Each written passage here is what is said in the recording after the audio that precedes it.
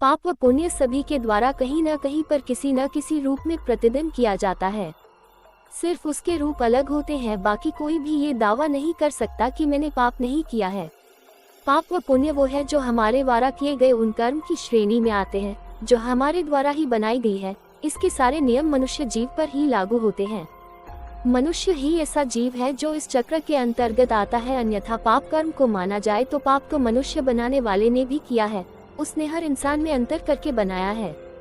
मित्रों, आइए आपको एक कहानी सुनाते हैं। भोगवती नाम की एक नगरी थी। उसमें राजा अमर्त्य सेन राज करता था। उसके पास चिंतामणि नाम का एक पालतू तोता था। एक दिन राजा ने उससे पूछा, हमारा ब्याह किसके साथ होगा? तोते ने कहा, तुम्हारा ब्याह मगध देश के राजा की बेटी चंद्रावती के साथ होगा। राजा ने ज्योतिषी को बुलाकर पूछा तो उसने भी यही कहा। उधर मगध देश की राजकन्या के पास एक मैना थी। उसका नाम था मदन मंजरी। एक दिन राजकन्या ने उससे पूछा कि मेरा विवाह किसके साथ होगा, तो उसने कह दिया कि भोगवती नगर के राजा अमर्त्य सेन के साथ। देवयोग से कुछ समय बाद दोनों का विवाह हो गया। रानी के साथ उसकी मैना भी आ गई। राजा रानी ने तोता मैना का ब्याह करके उन्हें अपने शयन कक्ष में ही रख लिया। एक दिन की बात है, तोता मैना में बहस हो गई। मैना ने कहा, पुरुष बड़ा पापी, विश्वासघाती और अधर्मी होता है। फिर तोते ने कहा, स्त्री झूठी, लालची और हत्यारी होती है। दोनों का झगड़ा बढ़ गया तो राजा ने उनसे कहा, क्या बात है, तुम आपस में लड़ते क्यों हो? मैना ने कहा, महाराज, पुरुष बड़े बुरे होते हैं। इसके बाद मैना ने एक कहानी सुनाई। इलापुर नगर में महाधन नाम का एक सेठ रहा करता था। विवाह के बहुत दिनों के बाद उसके घर एक लड़का पैदा हुआ। सेठ ने उसका बड़ी अच्छी तरह से लालन पालन किया, पर लड़का बड़ा होकर जुआ खेलने लगा। इस बीच सेठ मर गया। लड़के ने अपना सारा धन जुए में खो दिया। जब पास में कुछ न बचा तो वह नगर छोड़कर चंद्रपुरी नामक नगरी में जा पहुंचा। वहां हेमगुप्त नाम का साहूकार रहता था। उसके पास जाकर उसने अपने पिता का परिचय दिया और कहा कि मैं जहाज लेकर सौदागरी करने गया था। माल बेचा, धन कमाया, लेकिन लौटते में समुद्र में ऐसा तूफान आया कि जहाज डूब गया और मैं जैसे तैसे बचकर यहाँ आ गया। उस सेठ के एक लड़की थी जिसका नाम था रत्नावती। सेठ को बड़ी खुशी हुई कि घर बैठे इतना अच्छा लड़का मिल गया। उसने उस लड़के को अपने घर में रख लिया और कुछ दिन बाद उसने उससे अपनी लड़की का विवाह कर दिया। दोनों वहीं रहने लगे। अंत में एक दिन वहां से विदा हुए। सेठ ने बहुत सा धन दिया और एक दासी को उनके साथ भेज दिया। रास्ते में एक जंगल पड़ता था। वहां आकर लड़के ने स्त्री से कहा, यहाँ बहुत डर है, तुम अपने गहने उतारकर मेरी कमर में बांध दो। लड़की ने ऐसा ही किया। इसके बाद लड़के ने कहारों को धन देकर डोली को वापस भेज दिया और दासी को मारकर कुएं में डाल दिया। फिर अपनी पत्नी को भी कुएं में पटककर आगे बढ़ गया। स्त्री रोने लगी। एक मुसाफिर उधर जा रहा था। जंगल में रोने की आवाज सुनकर वह वहां आया, उसे कुएं से निकालकर उसके घर पहुंचा दिया।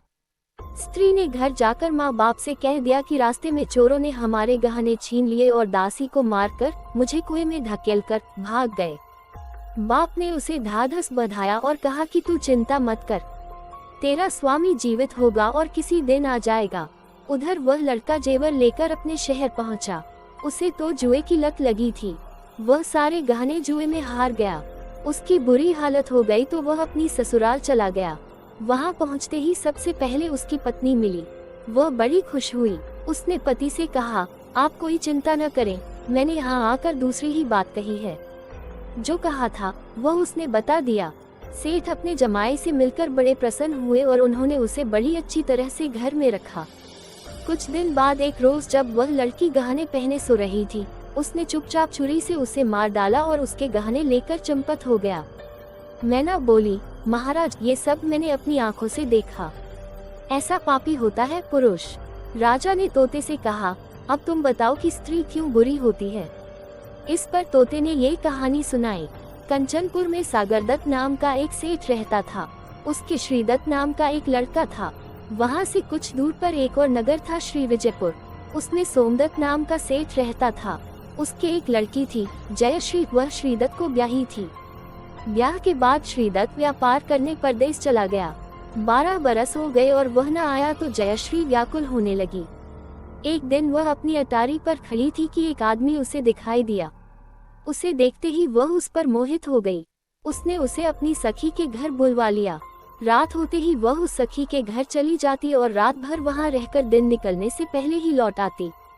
इस तरह बहुत दिन बीत गए। इस बीच एक दिन उसका पति परदेश से लौट आया।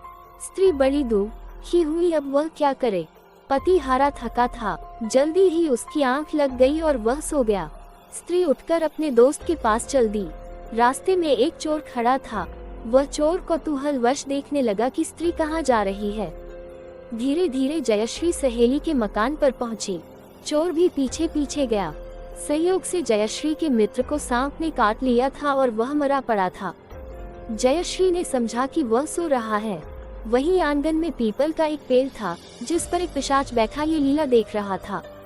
उसने उस आदमी के मृत शरीर में प्रवेश करके उस स्त्री जयश्री की नाक काट ली और फिर उस आदमी की देह से निकलकर पेड़ पर जा बैठा। स्त्री रोती हुई अपनी सहेली के पास गई। सहेली ने कहा कि तुम अपने पति के पास जाओ और वहां बैठकर रोने लगो। कोई पूछे तो कह देना कि पति ने नाक काट ली है। उसने ऐसा ही किया। उसका रोना सुनकर लोग इकट्ठे हो गए। उसका पति जाग उठा। उसे सारा हाल मालूम हुआ तो वह बड़ा दुखी हुआ। लड़की के बाप ने कोतवाल को खबर दे दी। कोतवाल उन सबको राजा के पास ले गया। लड़की की हालत देखकर राजा को बड़ा गुस्सा आया। उसने कहा, इस आदमी को सूली पर लटका दो। संयोग से राजा जब उसे सजा सुना रहा था, वह चोर भी वहां खड़ा था। जब उसने देखा कि एक बेकसूर आदमी को सूली पर लटकाया जा रहा है तो उसने राजा के सामने जाकर सब हाल सच सच बता दिया। बोला, अगर मेरी बात का विश्वास न हो तो जाकर देख लीजिए, उस आदमी के मुंह में स्त्री की नाक है। राजा ने दिखवाया तो बात सच निकली। इतना कहकर तोता बोला, हे राजा, स्त्रियां ऐसी होती हैं। राजा ने उस स्त्री का सिर मुड़वाकर गधे पर चढ़ाकर नगर में घुमवाया और शहर से बाहर छुड़वा दिया। ये कहानी सुनाकर तोता बोला, राजा बताओ कि दोनों में ज्यादा पापी कौन है। मर्द कैसा ही दुष्ट हो, लेकिन उसे धर्म का थोड़ा बहुत विचार रहता ही है। स्त्री को नहीं रहता, इसलिए वह अधिक पापिन है। मित्रों, इस सृष्टि में परमात्मा ने इस प्रकार रचना कर रखी है कि एक जीव को दूसरे जीव के पीछे लगा रखा है, चाहे इंसान हो, जानवर हो, पशु हो या पक्षी हो। अधिकांश के जीव मांसाहारी होते हैं, कुछ जीव शाकाहारी होते हैं, परंतु सभी के द्वारा कहीं न कहीं किसी न किसी रूप से जीवों का भक्षण किया जाता है। इसीलिए ये कहना असंभव सा होगा कि दुनिया में सबसे पापी किस्म के लोग कौन है, स्त्री या पुरुष। जय शिव शंकर।